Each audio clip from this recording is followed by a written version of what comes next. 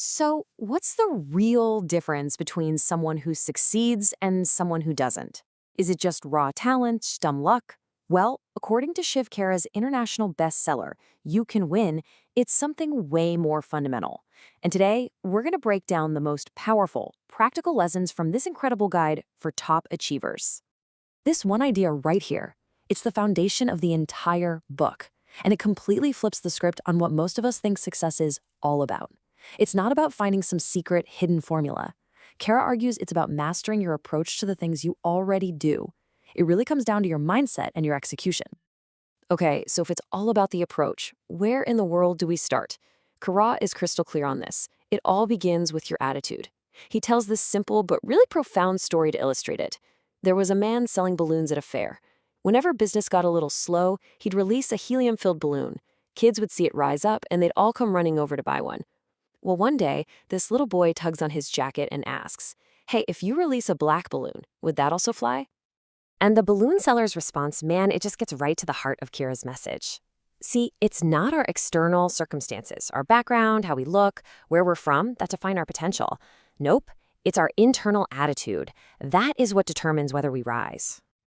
And get this, there's actually some pretty compelling data to back this up. A study from Harvard University found that a whopping 85% of the reason someone gets a job and succeeds in it is because of their attitude. Just 15% comes down to their technical skill. I mean, just think about that for a second. The single biggest factor in our success is the one thing we actually have complete control over. All right, so if attitude is that critical, how do we actually build a strong one?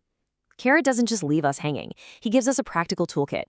He tells this fantastic story about the steel magnate Andrew Carnegie, who had something like 43 millionaires working for him.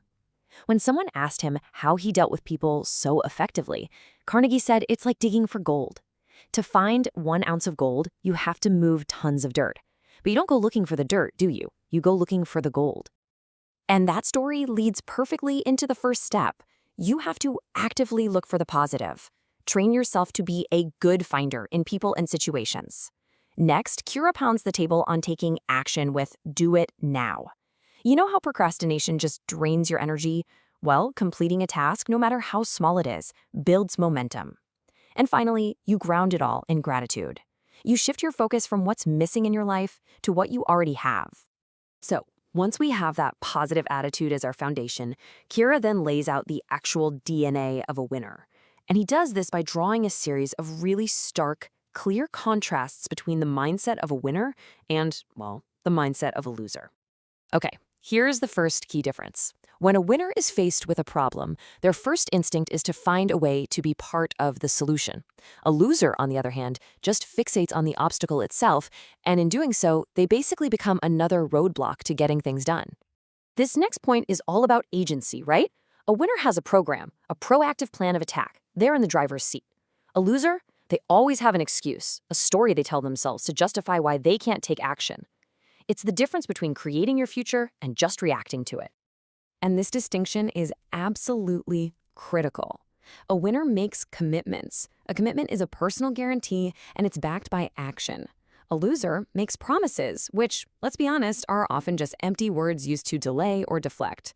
One is built on integrity, the other is built on convenience. But, embodying these winning qualities isn't just about what you do. It's also about recognizing and avoiding what's holding you back. And to illustrate this, Kira shares this fascinating story about how monkeys are trapped in India. It starts with a really simple trap, a box with an opening at the top, just big enough for a monkey to slide its open hand inside. Then, they place the bait inside, usually some nuts.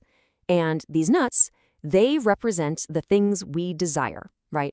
Or maybe the habits or excuses that we rationalize holding on to no matter what. So the monkey, of course, sees the nuts, reaches in and grabs them. But here's the catch. Its open hand has now become a fist, and that fist is just too big to pull back out through that small opening. So now the monkey is trapped. It's faced with a dead simple choice. Let go of the nuts and be free, or hang on and get caught. And inevitably, it hangs on. Kenra uses this to ask a really powerful question of us. What are the nuts in our lives? What are the excuses, the bad habits, the old ways of thinking that we refuse to let go of, even when they're keeping us trapped? Now, once we learn to let go of what's trapping us, we have to focus on what moves us forward. And that brings us to Kira's final essential lesson. He tells the story of John, a woodcutter who worked hard for 5 years but never got a raise. Meanwhile, a new hire, Bill, got one within a year. John was confused, so he asked Bill how he managed to cut down more trees. Bill answered, "After every single tree I cut, I take a 2-minute break to sharpen my axe." Then he asked John a simple question.